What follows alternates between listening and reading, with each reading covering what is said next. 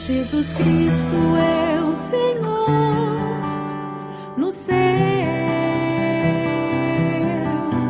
na terra y debaixo. Hermanos, yo quise compartir un asunto que va a ser un poco complementario a lo que hemos estado hablando y aún de las cosas que hablamos un poco ayer. Este pasaje de Pablo, prácticamente, él comienza en el capítulo 12 a llegar a unas conclusiones prácticas de lo que él viene desarrollando en su epístola. Del capítulo 1 al capítulo 8, él desarrolla lo que es el evangelio en la vida del creyente. Capítulo 9, 10 y 11 hace un paréntesis para hablarnos del misterio de Israel. Y en el capítulo 12 él comienza a hacer aplicaciones prácticas de las verdades que él ha enseñado a la iglesia. Entonces vamos a leer el pasaje otra vez porque él nos va a servir de base para el tema que vamos a tratar hoy. Dice, así que hermanos, o sea que así que es en base a lo que él viene hablando, ¿no? Él comienza a hacer conclusiones o lo que diríamos nosotros como una aplicación práctica de la doctrina cristiana que le ha enseñado a los romanos. Y dice, os ruego por las misericordias de Dios que presentéis vuestros cuerpos en sacrificio vivo, santo, agradable a Dios, que es vuestro culto racional. Entonces, de alguna manera, Pablo viene diciéndonos lo mismo que leíamos en Pedro. ¿Se acuerdan que en Pedro decíamos que en base a la gracia que hemos recibido ahora tenemos una responsabilidad? Y ahora lo que Pablo está diciendo que, así que hermanos, os ruega, pero ese ruego tiene una base, por las misericordias de Dios, que os presentéis. Entonces Pablo vuelve a tener la misma idea que Pedro, pone la base por la cual Pablo ruega, que ¿cuál es la base? Las misericordias de Dios. ¿Y cuáles son las misericordias de Dios? La serie de verdades que Pablo ha venido escribiendo en todo el libro Romanos, que nos muestran la doctrina cristiana, especialmente el evangelio, y en base a esas misericordias o a ese evangelio que nosotros hemos recibido, ahora él nos ruega que nos presentemos como sacrificios vivos, santos y agradables a Dios. Entonces volvemos a tener la misma realidad, las misericordias que hemos recibido, pero ahora el mandamiento de Pablo como apóstol es que nosotros hagamos algo en respuesta a esas misericordias. Y lo que se nos pide en este pasaje es que nos ofrezcamos a Dios como sacrificios vivos. Entonces ese va a ser el tema de hoy. Vamos a hablar un poco de el ofrecimiento que deberían tener todos aquellos que se han encontrado con las grandes misericordias de Dios, que va a complementar bastante lo que hemos estado hablando. Entonces vamos a ir al libro de Levítico, porque Pablo usa una figura que claramente hace parte del Antiguo Testamento y hace parte de los rituales que los judíos tenían, y eran los sacrificios. Y las Escrituras nos dicen en la epístola a los Hebreos que esas cosas que se escribieron como una figura, un símbolo, un tipo de realidades espirituales que ahora nosotros vivimos. Entonces cuando Pablo dice que nos ofrezcamos en sacrificio, Pablo como judío tenía en su mente cómo los sacerdotes ofrecían sacrificios y todos esos rituales. Y ahora nos dice que así como se ofrecían esos rituales antiguamente, así mismo el creyente debería ofrecerse a Dios por las misericordias que él ha recibido. Entonces vamos a estudiar uno de los sacrificios que de alguna manera representa, y es el primer sacrificio que nos muestra Levítico, de lo que debería ser la consagración del creyente, según lo que está diciendo Pablo aquí. Entonces vamos a leer Levítico 1, verso 1, el sacrificio del holocausto, ¿sí? Que es el sacrificio de la ofrenda quemada. Era el primer sacrificio porque ese sacrificio era el sacrificio que subía totalmente a Dios. Era una ofrenda de agrado, de adoración a Dios, de consagración.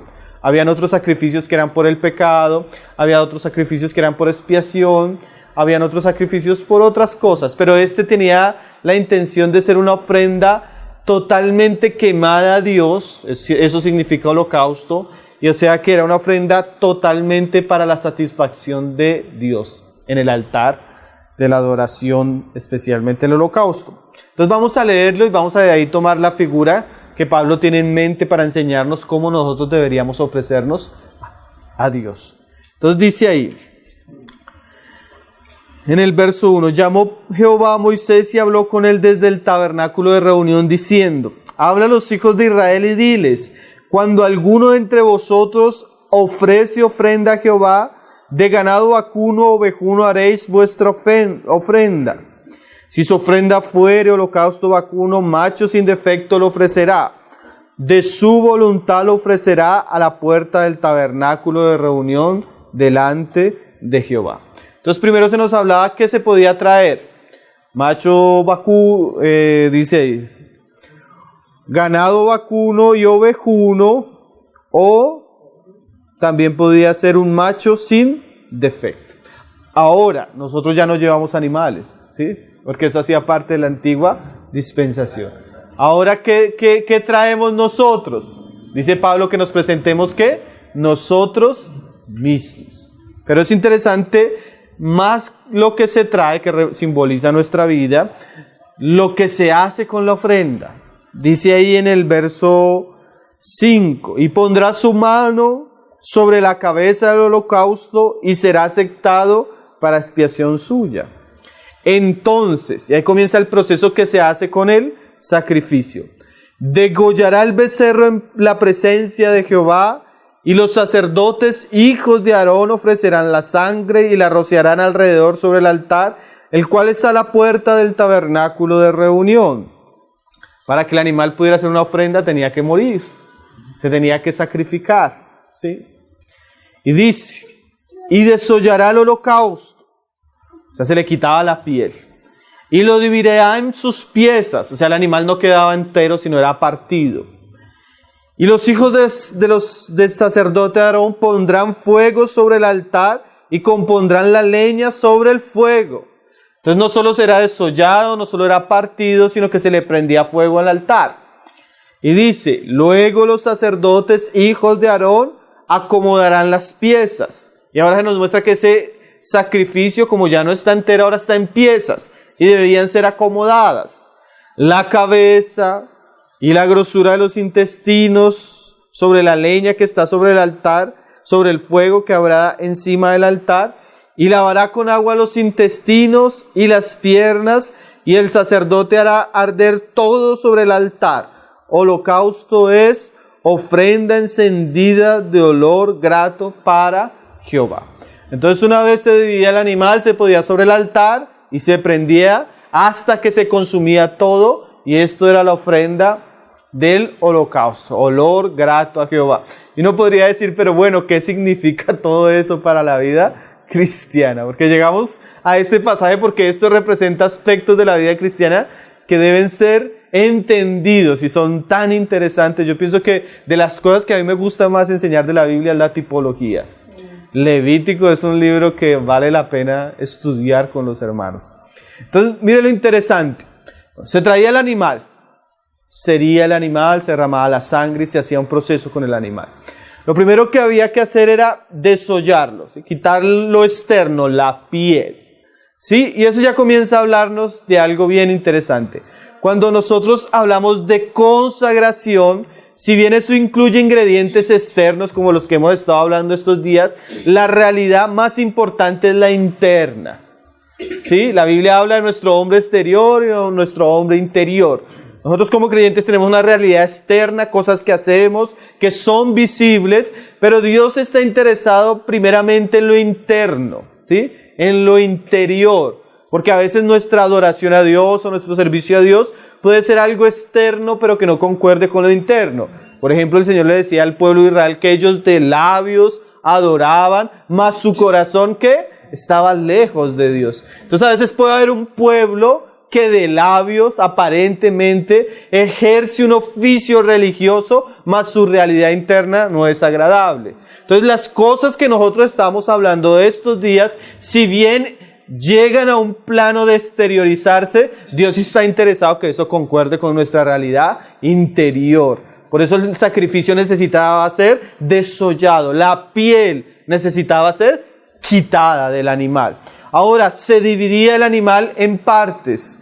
Esas partes nos son mostradas ahí en el verso 8 y en el verso 9. ¿Cuáles son las partes? Dice en el 6 que se dividirá en sus piezas, y en el 8 se nos muestra cuáles piezas son. Dice ahí: luego los sacerdotes hijos de Aarón acomodarán las piezas. La primera pieza que se nos habla es la cabeza, la segunda es la grosura de los intestinos, en el 9 se nos habla de los intestinos y las piernas. 4 piezas que son muy interesantes. Eso es lo que vamos a estudiar hoy para complementar un poco lo que es la verdadera consagración. Ahora, ¿por qué se divide el animal? A veces Dios divide con el fin de enfatizar. Podían echar todo el animal y quemarlo, pero ¿por qué Dios hace una separación? Porque hay cosas en la vida cristiana que, si bien nosotros somos un ser integral, Dios a veces las separa para enfatizar lo importante de cada una de esas partes. Y ese es el trabajo del sacerdote: coger el animal y ¿qué? Y hacer esa separación, ese desollamiento. ¿Y quién hace ese trabajo en nosotros? Pues Cristo, como sumo sacerdote, y Él tiene un instrumento que Él usa para separarnos. ¿Cuál es ese instrumento? Hebreos 4 dice que la palabra de Dios es viva y eficaz, como una espada de doble filo, que penetra y divide.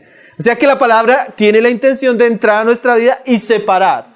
¿Separar qué? Hay cosas que están en nosotros que necesitan ser separadas. ¿Qué? Las intenciones, los pensamientos, ¿sí? Hay cosas en nosotros que son parte de cosas que debemos poner en el altar de Dios, pero Dios quiere separar. ¿Por qué quiere separar? En este sentido, para sobreenfatizar. Y eso es muy importante, porque cuando nosotros hablamos que debemos consagrarnos, que debemos ofrecernos como sacrificio a Dios, ¿qué áreas de mi vida deben ser ofrecidas? ¿Qué áreas de mi vida deben ser puestas en el altar? ¿Qué Dios espera de mí como un sacrificio vivo? Y recuerde que esta es una figura de lo que deberíamos hacer nosotros. Entonces tenemos 4 áreas: la cabeza, la grosura de los intestinos y las piernas del animal, que deben ser puestos en el altar para olor grato. Entonces vamos a ver lo que dice la Biblia de cada una de esas partes, porque esas partes son mencionadas en nuestra consagración a Dios. Entonces, por ejemplo, vamos a ir al Evangelio de Mateo y vamos a comenzar pues con la cabeza. ¿De qué nos habla la cabeza del sacrificio? ¿De qué nos habla la cabeza del holocausto, del animal que era ofrecido delante del Señor? Dice Mateo 22, verso 37... el Señor respondiendo unas preguntas sobre el resumen de todas las Escrituras. ¿Cuál sería el resumen de todas las Escrituras? Que debemos amar al Señor, ¿cierto? Pero no es solo eso, sino ese amor, que es una figura de lo que se ofrece en el altar para Dios, tiene varias partes. Y esa separación hace énfasis. Eso es muy importante saberlo. Separación nos sirve para entender el énfasis de Dios en algunas áreas. Entonces mire lo que dice Jesús ahí en Mateo 22, verso 37. Jesús le dijo: amarás al Señor tu Dios. Ahí hubiera pedido parar el asunto, pero el Señor lo deja con detalles. Y eso es muy importante, porque los detalles nos dan claridad a qué asuntos quiere Dios enseñarnos de cómo amarle. ¿Cuál es el primer asunto? Con todo tu corazón. Segundo asunto: con toda tu alma. Tercer asunto: con toda tu mente. Y el pasaje paralelo del otro evangelio donde dice: con todas tus fuerzas. Ahí tenemos otra vez el número 4. Esos no son números de casualidad. Ahora, en similitud, así usted leyéndolo por encima, ¿cuál cree usted que es la cabeza del animal? La mente. La mente. Siempre la Biblia es relacionada en la Biblia la mente es relacionada con la cabeza. Entonces, el Señor quiere que nosotros aprendamos a amarle con nuestra mente. Así como hay otras áreas, el Señor quiere que comencemos a amarle con nuestra mente. Y es interesante que el Señor pone de primera la mente antes que el corazón, en el símbolo del sacrificio. Pone la mente antes que los pies. Pone la mente antes que el alma. ¿Y eso por qué? Porque es muy sencillo. Hacia donde va nuestra mente y nuestros pensamientos, va todo nuestro ser. Porque nuestra mente es como el piloto de nuestra vida. Nosotros somos lo que pensamos. Nosotros somos lo que analizamos, lo que en nuestra mente está circulando. Dice Proverbios, hablando del hombre codicioso, según es su pensamiento, es su corazón. Entonces lo que hay en nuestro corazón es alimentado por nuestros pensamientos. Entonces para el Señor el servicio y la consagración a Él requiere que sea una consagración que incluya nuestra mente. ¿Sí? Y eso es tan importante porque la mente es el miembro tal vez más activo de nuestro ser. ¿Cómo así, hermano? Fuera de nuestro cuerpo, nuestro corazón siempre está trabajando, todo nuestro ser está trabajando a toda hora. Pero nuestra mente es una máquina, si podríamos decir, que ella a toda hora está procesando información. Ahí donde usted está analizando. Ahí donde usted está pensando. Aunque usted llegue a acostarse a su cuarto, generalmente nuestra mente siempre está trabajando. Hay estudios que llegan a decir que el hombre procesa de 6,000 a 7,000 pensamientos en el día. O sea, la mente siempre está trabajando. El problema es que esos estudios dicen que el 85% de los pensamientos muchas veces son malos. Entonces ahora el Señor quiere que yo lo ame con mi mente. Si el Señor, o si el escritor de la Biblia fuera un escritor carismático y pentecostal, él hubiera puesto primeramente que lo amemos con las emociones. Y es triste porque el cristianismo hoy en día solo busca sentir emociones, solo busca algo que es sensorial. Y muchas veces hay una relación falsa entre lo espiritual, donde se sacrifica la mente. Tenemos un cristianismo sumamente desordenado, donde se hace una cantidad de prácticas irracionales que los cristianos piensan que son espirituales. Y eso es un problema, porque nuestro culto, el culto a Dios, es un culto, como decía Romanos, un culto racional. No comienza con las emociones, comienza con el entendimiento y la mente. Por eso es tan importante que, digamos, las personas escuchen el Evangelio. ¿Para qué? Para que al oír la palabra ellos puedan entender la palabra y su conciencia les alumbre de su condición y puedan arrepentirse y creer. Pero asimismo también parte del crecimiento, y miren esto interesante, de nuestra adoración a Dios es dejar que Él llegue a reinar en nuestra mente. De tal manera que nuestra mente también le ame. Por eso decíamos en estos días, añádele a tu fe conocimiento.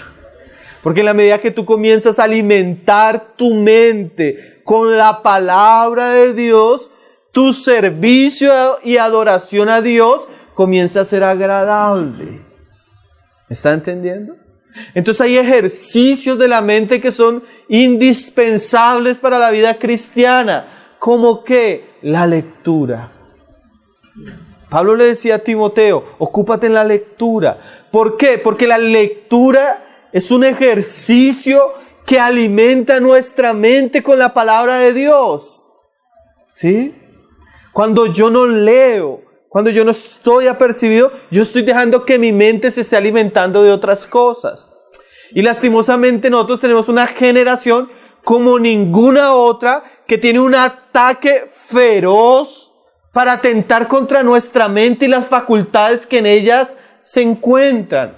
Por ejemplo, la televisión, hermano. Una persona que tiene como costumbre ver televisión en una medida donde ocupa mucho tiempo, es una persona que tiene problemas de concentración al leer. Es una persona que generalmente se distrae. Es una persona que generalmente tiene un problema. ¿Por qué? Porque ese tipo de prácticas afectan la mente. ¿Sí?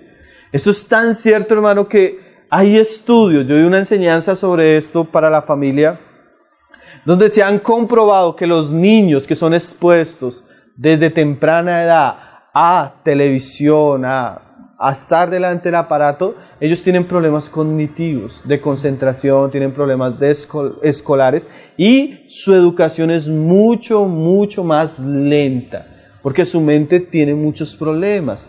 Entonces decían científicos que no eran cristianos: si usted ama a su hijo, verdaderamente si usted ama a su hijo, no lo exponga a la televisión por lo menos los 5 años de su vida, los primeros 5 años de su vida, hasta que su capacidad cognitiva se desarrolle plenamente. Eso es tremendo, ¿no?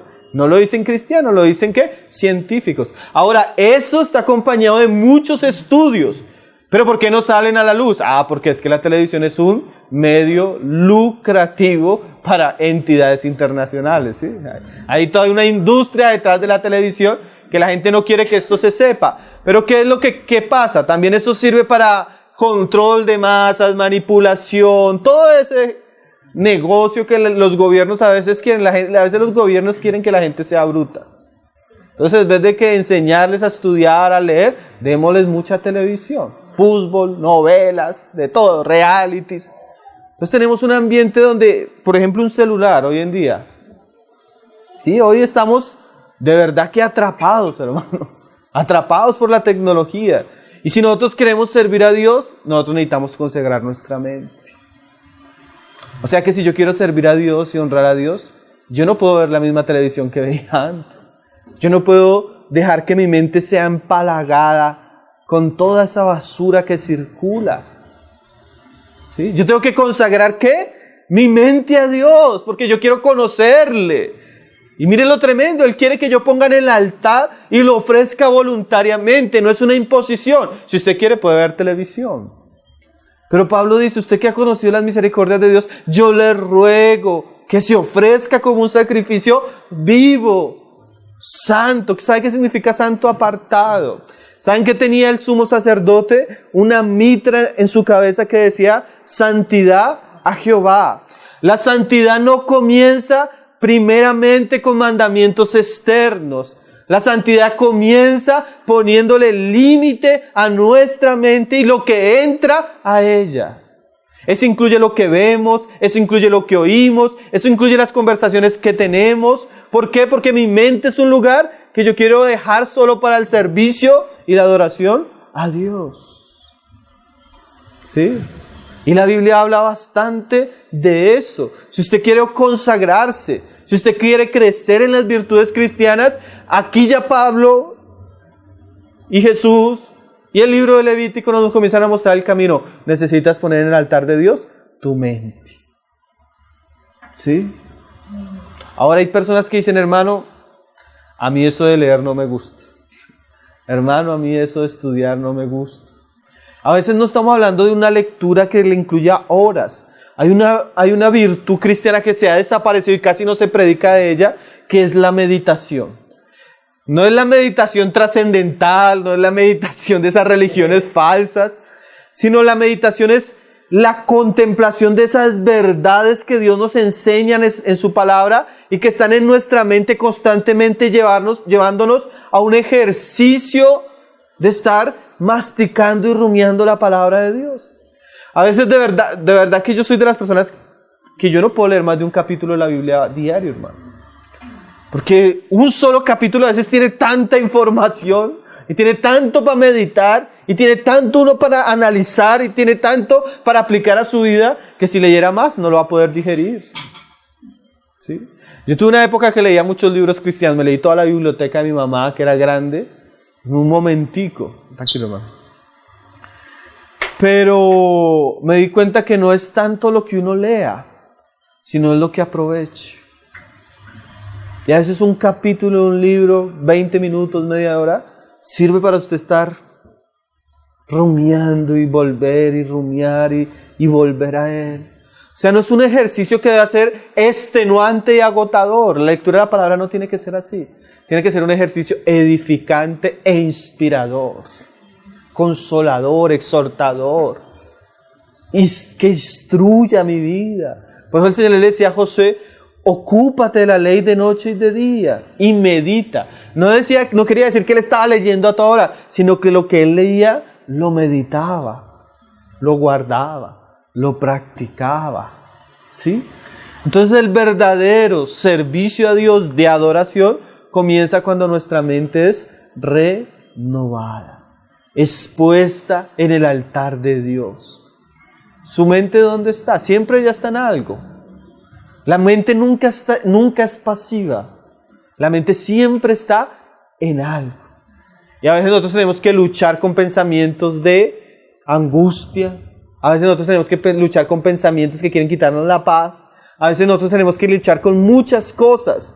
Y el negocio es poner todo eso a los pies de Cristo para que la palabra, el pensamiento y los deseos de Cristo abonden en nuestras mentes.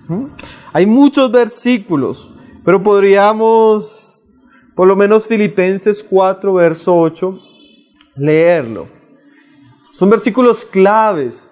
Aún, hermano, la vida espiritual, a veces las personas le preguntan, hermano, ¿yo cómo me vuelvo un hombre espiritual?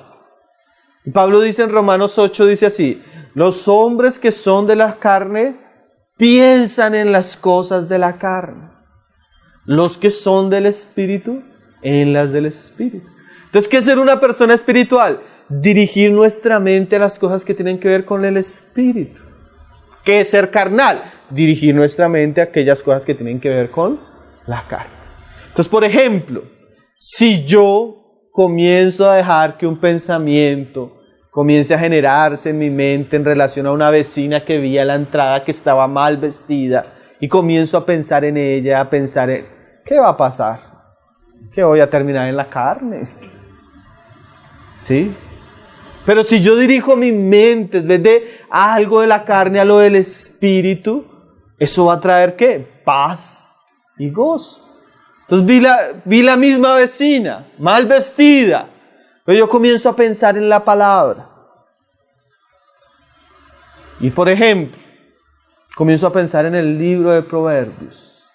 ¿Sí? Vana y engañosa es la hermosura. ¿Sí? La mujer que teme a Jehová será alabada. Ay, gracias, Señor, por mi esposa que te teme a ti. Cuídate de la mujer ramera, la que anda por las calles. Guarda tus ojos que no te prenda. Y yo comienzo a meditar en la palabra. Mi mente de una vez pone un freno que evita que mis pensamientos se dirijan hacia el camino del pecado y de fruto de muerte. Pero eso, por ejemplo, es la lucha de los hombres. Pero, por ejemplo, la mujer está en su día a día y tiene una situación. Pasa algo y ella va a reaccionar y una vez su mente comienza a llenarse de pensamientos y va a explotar. Pero en vez de pensar eso de ella, si ella tuviera la palabra del Señor, dice, airaos, pero no pequéis. Seguid la paz. Entonces, ella comienza a tener frenos en su mente. ¿Por qué? Porque cuando la palabra está llena la mente está llena de la palabra, esa palabra nos va a ayudar. Cuando yo tengo ansiedad, cuando yo tengo temores, cuando mi mente tiene unos frenos, ¿sí? Tiene unas restricciones. ¿Por qué? Porque yo he invertido, he puesto mi mente en la palabra de Dios, en la meditación a Él, en la contemplación, en la oración. ¿Sí me está entendiendo? Entonces, en estas cosas debemos pensar. Entonces, el servicio a Dios comienza con los pensamientos. Dice ahí Pablo, por lo demás, hermanos, todo lo que es verdadero, todo lo honesto, todo lo justo, todo lo puro, todo lo amable, todo lo que es de buen nombre, si hay alguna virtud, si hay algo digno de alabanza, ¿qué hagas? En eso pensad. O sea, nosotros debemos pensar es en lo bueno, en lo justo, en lo santo, en lo cristocéntrico, en la palabra, en lo puro, en lo amoroso, en lo bueno. Pero a veces no, a veces nosotros tenemos una mente inclinada hacia la carne con una obsesión tremenda. Esa persona que siempre está pensando lo malo. Va a salir y la van a robar. Va a pasar esto y va esto. Le va a pasar esto y le va a pasar. Y su mente es tan oscura, es un laberinto de solo cosas contrarias a lo que debería pensar. Necesitamos renovar nuestros pensamientos, hermano. Necesitamos poner nuestra mente en el altar de Dios. Porque eso hace parte de nuestra consagración. Es tanto, hermano, que nosotros podríamos llegar a ser tan contrarios a la verdadera consagración como lo era Israel. Ellos iban a un lugar, cantaban, pero sus pensamientos estaban en otro lugar. Y eso es lo tremendo. Usted puede estar acá y su mente estar en otro lugar. ¿Sí? Es más, usted puede estar acá y en su mente estar pensando lo peor. ¿Sí? Por eso Dios quiere una consagración más allá de lo externo. Quiere una consagración que incluya nuestras realidades internas, nuestros pensamientos. La religión se conforma con lo externo, la religión falsa. La religión verdadera, del culto al Dios verdadero, incluye nuestra mente, porque Él sí conoce nuestros pensamientos. Él sí conoce lo que los otros no ven, y Él quiere esa área en nuestras vidas. Entonces yo necesito entregarle mi mente al Señor, ponerla en el servicio del Señor. Amén. Pero no es lo único. Mira lo que sigue diciendo. Ahí en Levítico, si usted no lo perdió, decía que después la grosura de los intestinos. Ahora, la grosura de los intestinos, esa palabra que se usa en el hebreo, era la robustez del animal, la parte gruesa, la parte de su carne, ¿sí? Músculo, toda la parte gruesa del animal. ¿Y de qué nos habla eso? La fuerza. La fuerza. Amarás al Señor con toda tu mente, con todo tu corazón, con toda tu alma y con todas tus fuerzas. Entonces esto, y ayer nos preguntaban de eso, ¿será que yo esforzarme físicamente es parte del culto a Dios? Sí, porque ahí está la robustez del animal. O sea, al Señor no solo se le sirve con la mente, porque imagínense si nos volvemos solo personas contemplativas. Así que estamos en un estado de meditación y de contemplación de las cosas de Dios, pero nunca nos paramos de una silla. No, sería algo incongruente, ¿no? El Señor quiere que también, así quiere como le sirvamos con nuestra mente, el Señor quiere que le sirvamos con nuestras fuerzas. ¿Y eso qué quiere decir? Eso a veces es bien olvidado y tal vez es tan importante. El Señor decía en el libro de Eclesiastés a los jóvenes: joven, acuérdate de Jehová en los días de tu juventud. ¿Y cuál es la explicación? Antes que vengan los días malos en los cuales no halles contentamiento. ¿Qué está diciendo Salomón? Acuérdate del Señor en los días de tu juventud, mientras tú tienes fuerza, capacidad, porque van a llegar días malos. ¿Cuáles son los días malos? En que los ojos comienzan a apagarse, en que la fuerza comienza a irse, y ya no vas a poder hacerlo. Entonces el llamado de Salomón para los jóvenes y para todos los que todavía tenemos vida es acordarnos del Señor y poderle servir mientras podemos. Y eso incluye nuestras fuerzas. O sea, yo por un lado consagro mi mente, pero por un lado tengo que llegar al altar de Dios y decirle: Señor, yo quiero que tú llenes mi mente de ti. Pero también yo debo llegar y decirle: Señor, mi cuerpo, mis fuerzas, mi ser, mi capacidad física, yo quiero entregarla en tu altar. Y a veces esa parte como que no es tan importante, pero es parte de nuestro servicio a Dios. ¿Por qué? Porque a veces nosotros olvidamos que a Dios también se le sirve con este cuerpo.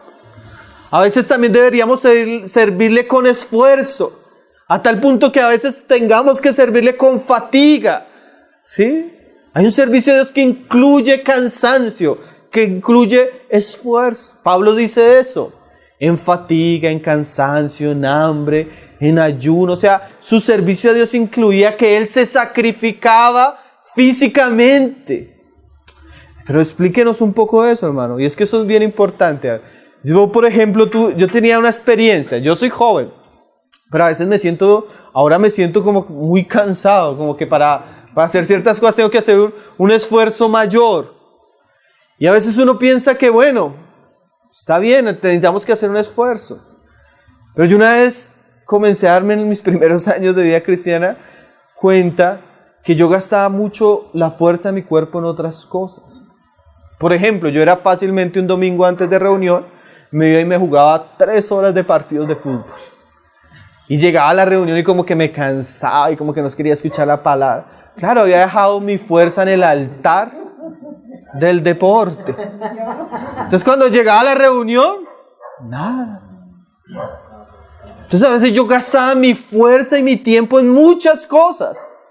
¿Y saben qué me di cuenta? Que yo le daba al Señor lo que sobraba de mi tiempo y de mi fuerza física. Entonces muchas veces no podía leer porque estaba cansado.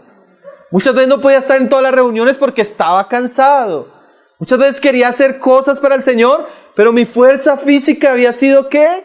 Exprimida en otras cosas. ¿Sí? Y el Señor también quiere que ofrezcamos nuestra grosura, nuestra fuerza. Y es triste porque llega un punto donde ya no vamos a poder, hermanos. Yo conozco hermanos preciosos entre nosotros, donde yo vivo, que ellos quisieran ir a la reunión y ya no se pueden parar de una cama. Ellos quisieran leer, pero ya perdieron la vista. Y aunque quieren, no pueden. Y los jóvenes de la iglesia ocupados en videojuegos. Los jóvenes de la iglesia viendo televisión. Los jóvenes de la iglesia en la moda de la época queriendo decorar su cuerpo en el gimnasio. Por eso no tenemos predicadores hoy en día. Por eso no tenemos profetas. Por eso no tenemos personas que estén sirviendo a Dios. Porque los mismos cristianos no están en el altar de Dios, sino están en otros altares. Y eso es triste, hermanos. No tenemos personas en el altar, sino estamos consumiendo nuestras fuerzas en otros altares. No hay consagración. De verdad que hoy, a la luz de estos pasajes, vemos un cristianismo donde los cristianos no están consagrados. No están sirviendo a Dios. ¿Por qué? Porque no están dedicando sus fuerzas. Vamos a leer un ejemplo. Lucas 2, verso 36. Una mujer, una anciana, que a veces, lastimosamente, los que más nos enseñan son los ancianos. En el mal sentido, porque cosas que podrían hacer los jóvenes no las hacen, y sí las hacen personas que no tienen casi ya una fuerza física. Eso es extraño, hermano. ¿Sí? Mire el ejemplo de Ana, Lucas 2, verso 36, dice: estaba también allí Ana en el templo cuando el Señor es presentado. Profetisa, hija de Fanuel, de la tribu de Aser, de edad muy avanzada, pues había vivido con su marido 7 años desde su virginidad, y era viuda hacía 84 años. Ahí hay una discusión, pero si uno lo piensa así, ella fue casada 7 años, vivió con su marido desde su virginidad. Pensemos que su virginidad la había perdido a los 15 años, porque eso era muy común en la época. Casada 7 años, tenía 22, quedó viuda. ¿Y llevaba cuántos años de viuda? 84, dice ahí. Entonces 22 más 84, 106. Ese es un cálculo que podemos hacer. Hay algunos que dicen no, que ella llevaba viuda hacía 84 años, contando el tiempo de los 22 años que estaba casada. Hay una cuestión ahí rara, poniéndole más o menos 84 años. Pero que tenga 84 o 106. Eso ya es una edad avanzada, ambos. Pero mire el ejemplo de una mujer que está en el altar de Dios con su grosura. Y dice: y no se apartaba del templo. Una mujer anciana, viuda, pero no se apartaba del templo. Eso ya habla, ¿no? A veces uno habla con la mujer casada, joven, buena posición económica, con carro, con un buen apartamento. ¿Por qué no fue a la reunión? No, hermano, es que dificultades. Y yo me pongo a pensar, piensa en Ana. Viuda, y una viuda en esa época la pasaba mal, hermano. Anciana. Tal vez una situación totalmente difícil. Y no se apartaba del templo. Todas las reuniones, todas las cosas de la iglesia, todo lo que tenía que ver con Dios, ella estaba ahí. Una mujer en el altar con su grosura. Sí, yo estuve en Brasil, era interesante que siempre que llegué a varios encuentros en varias regiones, me encontraba una hermana de 80 años con problemas de diabetes, que tenía que hacer diálisis, con problemas de caminar, que andaba con muletas. Y a todos los encuentros que fui, llegó. Cuando estuve en la región donde ella vivía en la ciudad, hicieron una cantidad de reuniones así fuera de la ciudad y en todas estuvo. Fue la única de esa iglesia que estuvo en todas las reuniones. Y una situación bien difícil. Salud difícil, economía difícil. Era una cosa difícil, hermano. No tenía ni carro, siempre tenían que los hermanos recogerla. Pero ella siempre estaba. Una mujer en el altar, dedicando sus fuerzas. Y eso ya debería despertarnos, hermano. A veces nosotros no somos llenos del Espíritu, no tenemos la gracia de Dios, ni las bendiciones de Dios, porque no honramos a Dios con nuestras fuerzas. No honramos a Dios con lo que Él nos ha dado. Entonces, ¿cómo Dios puede bendecirnos? ¿Cómo Dios puede usarnos? ¿Sí? Esta mujer se esforzaba. Hay un esfuerzo, imagínense, para estar todos los días. Hay un sacrificio. Pero a veces hay que servirle al Señor con esfuerzo y sacrificio. A veces hay cansancio. Yo a veces me pongo a pensar, nosotros cuando estamos en la época de campamento, a veces vienen hermanos 15 días antes del campamento y se quedan 15 días después. ¿Sí? Recibimos un promedio de 10 a 15 hermanos en un apartamento.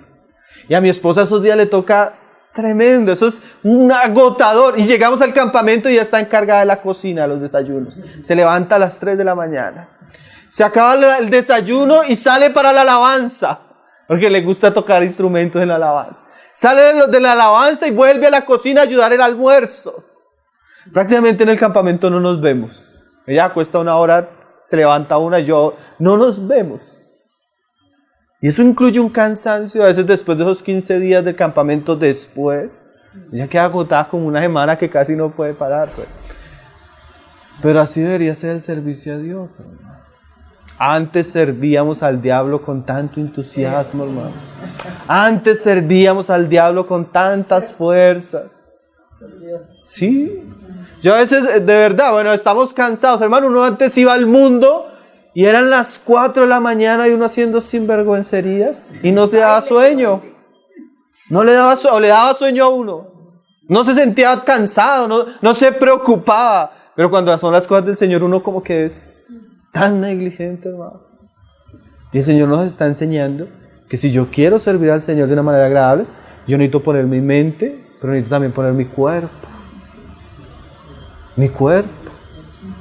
Y si usted es joven, pues tiene toda una vida para hacerlo. Pero también, como yo le decía a los hermanos, si usted ya está en una edad de madurez, le queda poco tiempo, aproveche, esfuerces. Porque ese es otro problema. Yo un día hablaba en una reunión de hermanas. Y yo les decía, hermana, no piense que porque usted se pensionó, ahora puede relajarse. Tal vez llegó el momento de mayor madurez donde usted puede más servir al Señor. Mira tantas jóvenes cuánto pueden aprender de usted. Pero el diablo nos dice, ya llegó nada, usted ya se jubiló. Hermano, nuestra pensión, nuestra jubilación es en el cielo. No hay vacaciones. Nosotros deberíamos servir al Señor con nuestra vida y con nuestras fuerzas, hasta que Él lo permita.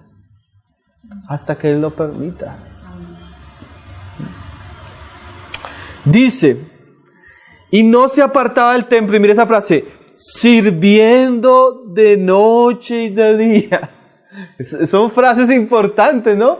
No solo no estaba, porque hay personas que, yo digo, en la iglesia ya tienen su silla, eso ellos ya lo heredaron, ese es su puesto. Vienen a todas las reuniones, pero no hacen nada. No, hay que estar en la casa de Dios, pero sirviendo. Hay que disponer nuestras manos, nuestro corazón, para servir.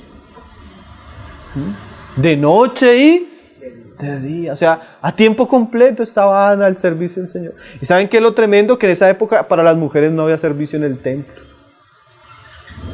No había, el servicio era exclusivo de los varones. Y especialmente de la tribu de Leví, los sacerdotes. ¿En qué servía Ana? No sabemos, pero cuando hay disposición de servir, siempre el Señor le abre un espacio. Siempre hay algo para cada uno de nosotros, hermano. Desde que haya disposición. ¿Sí? Entonces, poner en el altar nuestra mente, poner en el altar nuestras fuerzas. Eso es parte de la consagración que el Señor quiere para nuestras vidas. ¿No? Y ese servicio puede ser tan visible y tan precioso. No alcanzamos porque estamos como corriendo. Hay un pasaje en Hechos de otra mujer, se llama Dorcas. ¿Usted conoce la historia? Dorcas se muere y mandan a llamar al apóstol Pedro para que ore por ella. Y cuando viene, se acercan todas las hermanas de la iglesia y comienzan a decirle a Pedro, Pedro, resucítala, mira, ella nos servía, y comienzan a mostrarle la ropa que ella les tejía. Entonces yo un día preguntaba a los hermanos de la iglesia, si hoy usted se muriera, ¿cuántos vendrían a rogar por usted para que Dios lo resucitase? ¿A cuántos hemos servido? ¿Cuántas personas pueden llegar al cielo y decir, Señor, gracias por la hermana fulana de tal, porque cuánto me sirvió, Señor? Por el hermano fulano de tal, que tanto nos sirvió, no te lo lleves todavía, Señor, porque es tan indispensable para la vida de la iglesia. Pero hay hermanos que, estos días hablábamos, que no suman. Y a veces resta. A veces cuando como que dejan de venir, como que ni se siente. Porque no hay servicio. Porque no hay amor hacia los demás. Debemos amar al Señor, hermano, con nuestras fuerzas. Con nuestra dedicación. Y podríamos decir, y más allá de nuestras fuerzas. De eso se dice en las iglesias de Macedonia. ¿Ustedes se acuerdan en cuanto a la ofrenda? Dice que ellos dieron conforme a sus fuerzas y mucho más.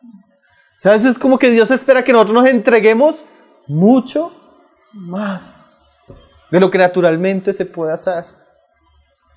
Servicio que incluye un esfuerzo. El Señor espera eso, que le amemos con todas nuestras fuerzas. El siguiente asunto. Los intestinos. Los intestinos. Hay un pasaje en Hebreos que nos muestra cuáles son los intestinos. Dice ahí Hebreos 4, verso 12. Si quiere puede ir a abrirlo para que no se vaya a dormir. ¿4:2? Hebreos 4, verso 12. Si usted mueve la Biblia, de pronto se la ayuda un poquito. Hebreos 4, verso 12. Dice,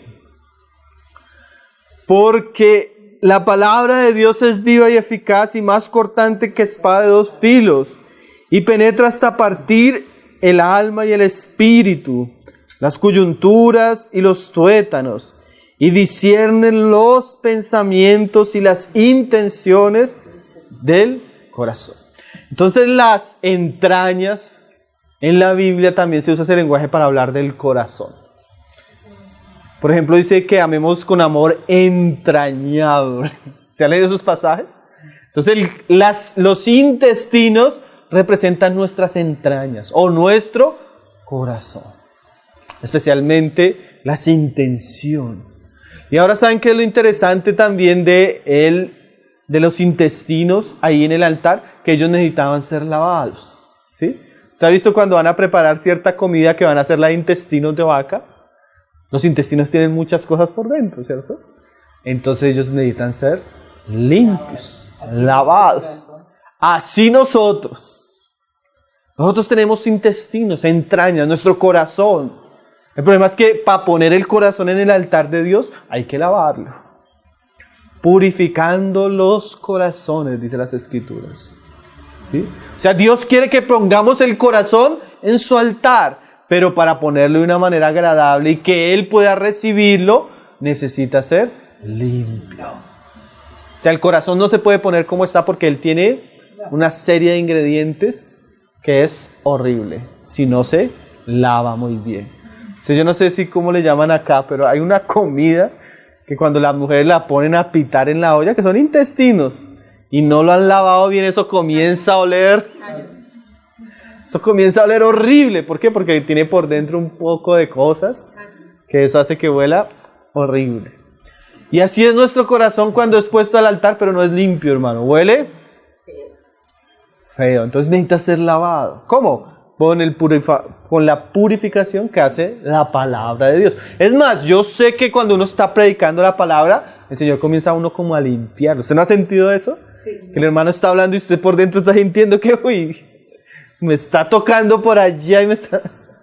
Porque eso hace la palabra de Dios. Penetra, discierne, divide y limpia los corazones, porque necesitan realmente ser limpios. Yo no puedo servir a Dios si no tengo un corazón limpio. Vamos a leer algunos versos que hablen de eso. Por ejemplo, Hebreos 12, verso 14. Hebreos 12, verso 14. Aquí el autor de Hebreos muestra una de las realidades internas que hay en nosotros a veces. Dice el Señor: seguid la paz con todos y la santidad, sin la cual nadie verá al Señor. Dos cosas sin las que nadie verá al Señor. ¿Cuáles? Paz y santidad. Y ahora dice: mirad bien, no sea que alguno deje de alcanzar la gracia de Dios, que brotando alguna raíz de amargura os estorbe, y por ella muchos sean contaminados. Entonces aquí el autor nos dice que nosotros debemos examinarnos bien, porque puede haber que haya cosas en nosotros que corten la gracia de Dios y estorben y contaminen. ¿De qué está hablando aquí en este caso? La amargura. ¿Sí? Hay corazones que a veces tienen amargura. Hay corazones que a veces tienen odio. Hay corazones que a veces tienen rencor. Hay corazones que tienen ira. Hay corazones que están llenos de cosas así, inmundas en ellos. Y necesitan ser purificados porque no pueden servir a Dios.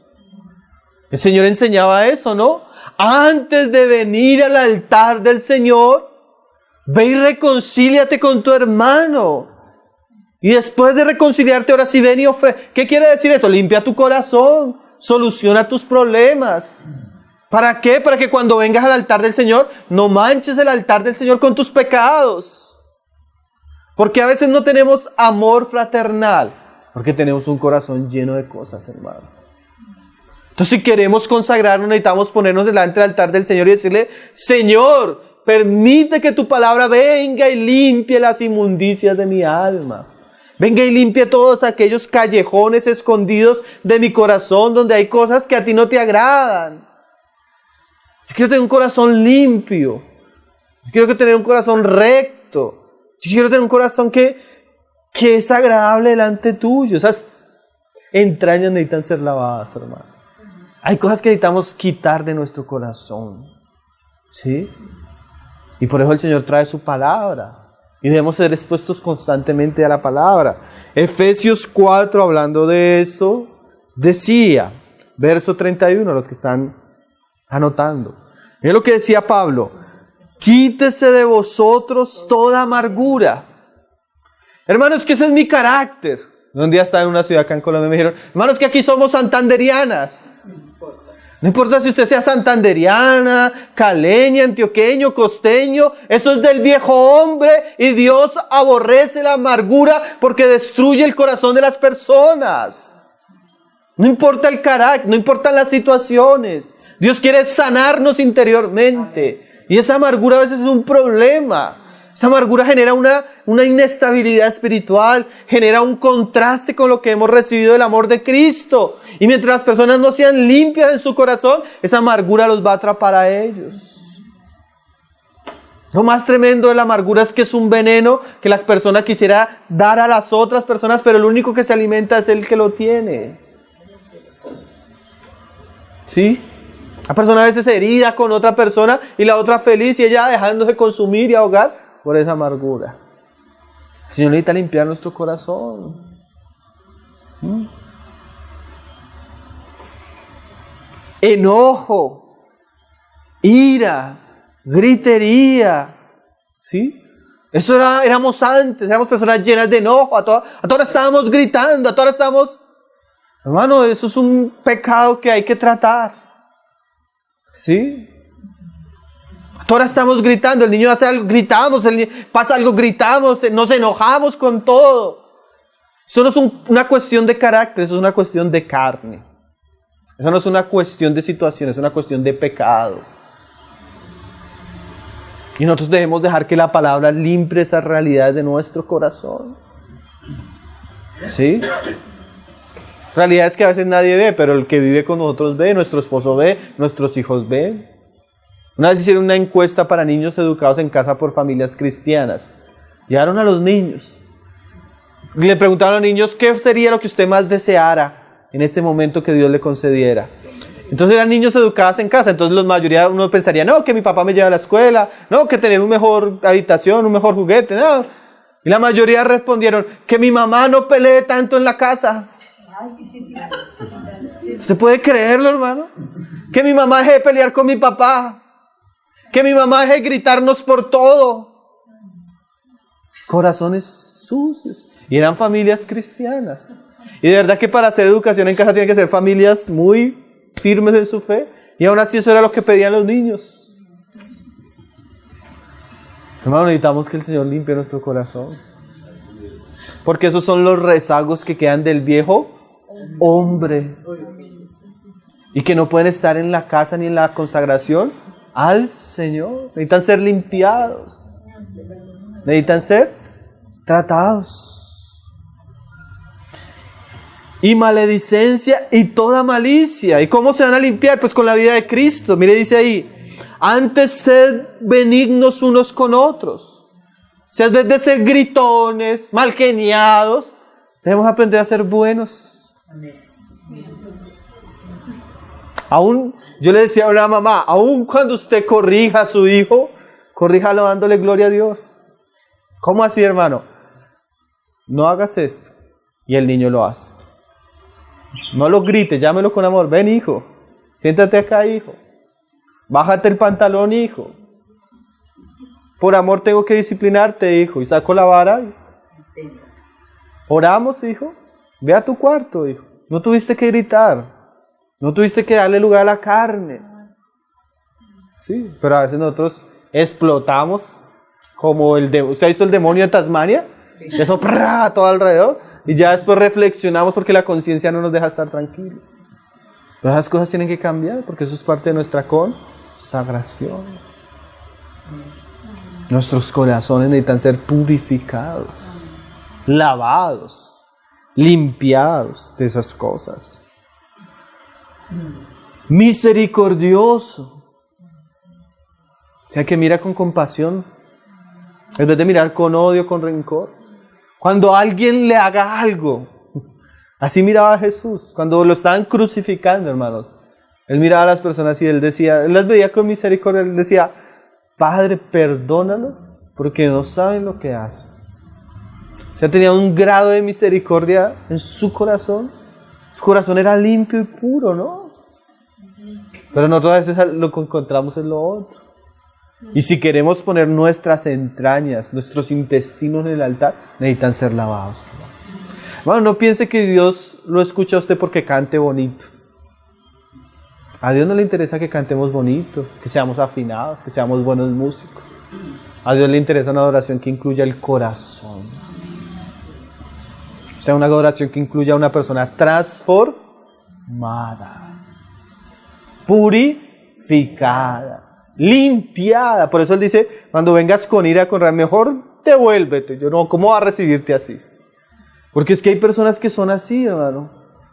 Hermano, ¿qué tienes? No, estoy bravo con mi esposa y estoy indignado y estoy lleno de rabia. Después de la reunión, hemos alabado, hemos partido el pan, hemos escuchado la palabra.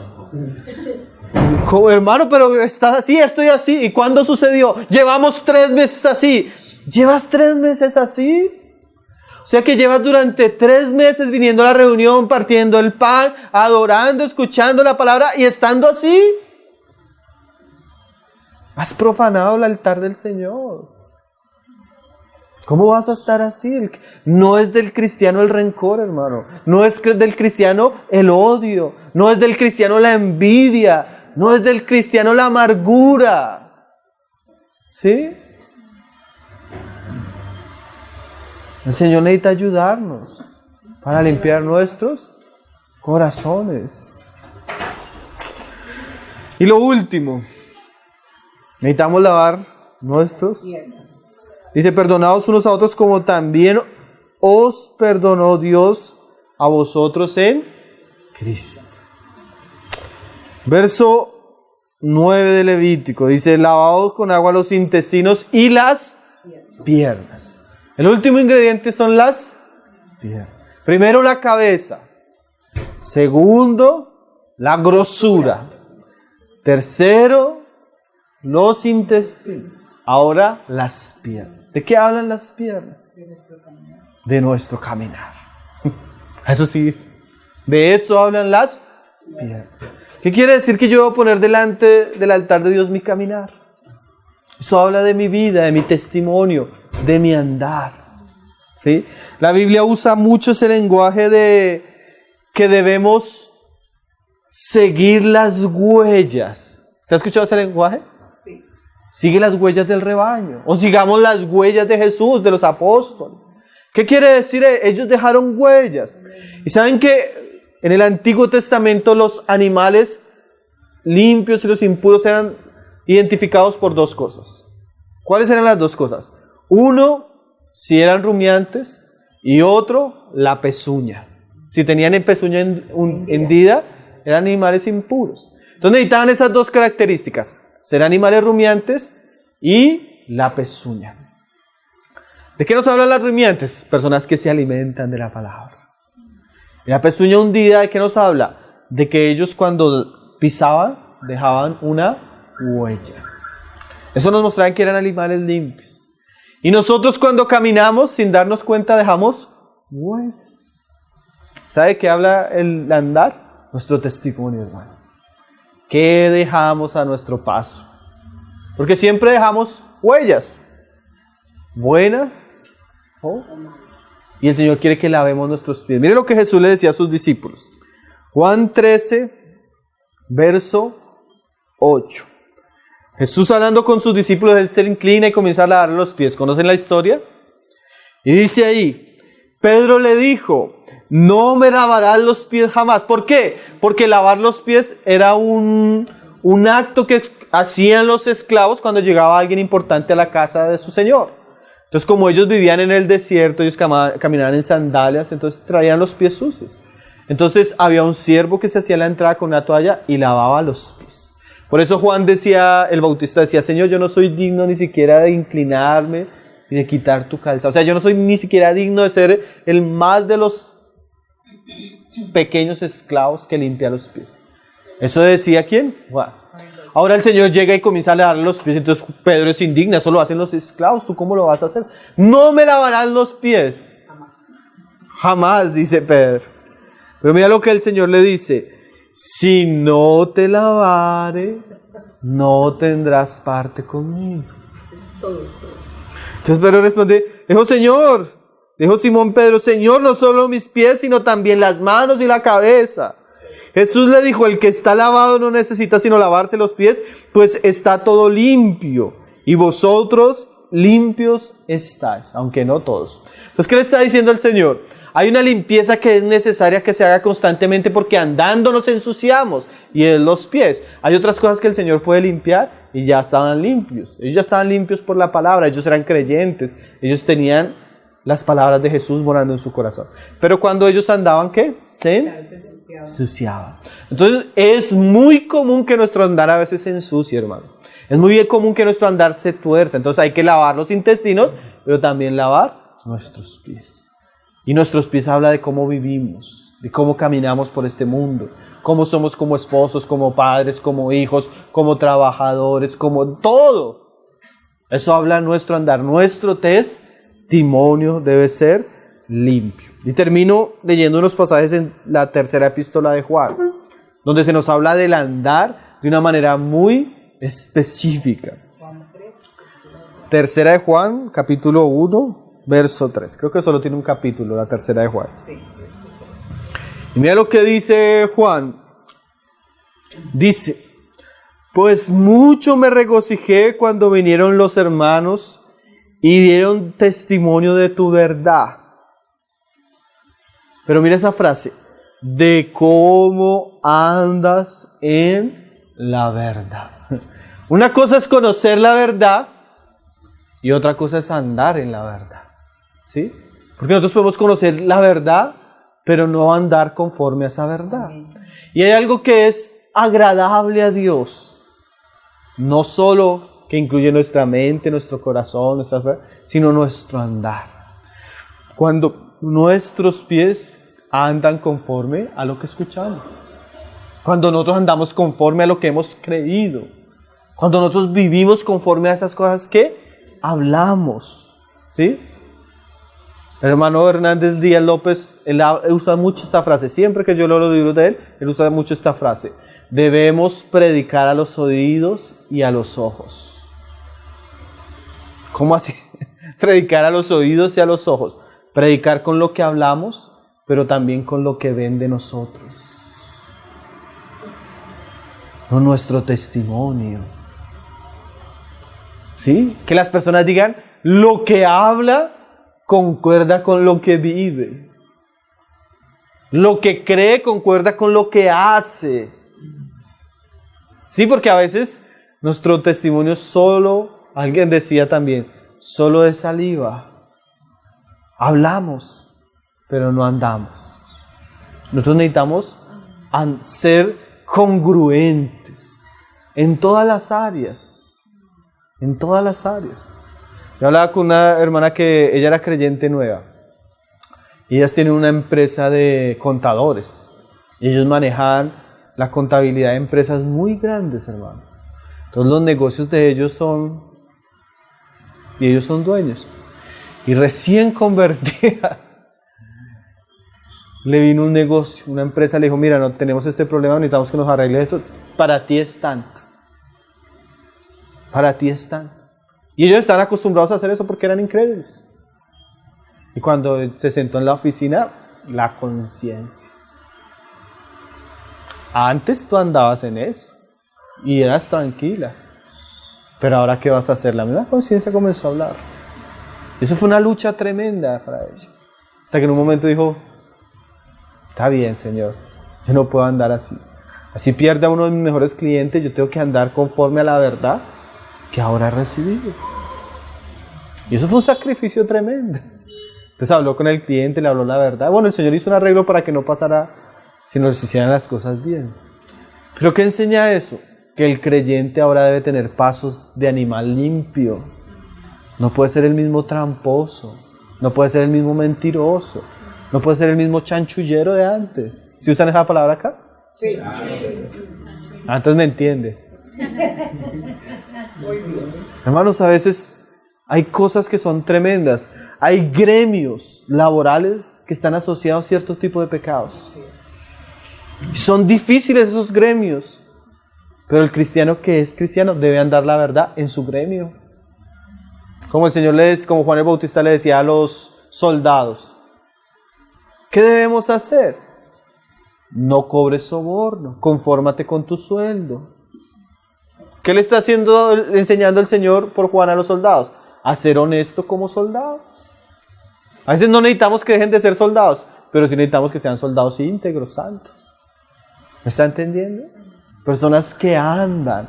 Y eso también es adoración, porque a veces nosotros pensamos que adorar a Dios es solo cantar canciones bonitas. Adorar a Dios es ser honestos, hermano. Es ser íntegros. Es ser santos en toda nuestra manera de vivir. Sí. Y dice, no tengo yo mayor gozo que el oír que mis hijos andan en la verdad. O sea, para Juan su gozo mayor era saber que esos cristianos estaban andando conforme a la verdad. Y verdad que eso trae una alegría cuando uno ve que los hermanos están comenzando a andar conforme a lo que están aprendiendo, enderezando sus pasos. Eso trae una alegría tremenda.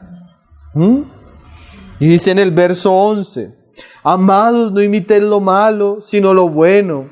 El que hace lo bueno es de Dios, pero el que hace lo malo no ha visto a Dios. Y mira esta frase, todos dan testimonio de Demetrio, y aún la verdad misma.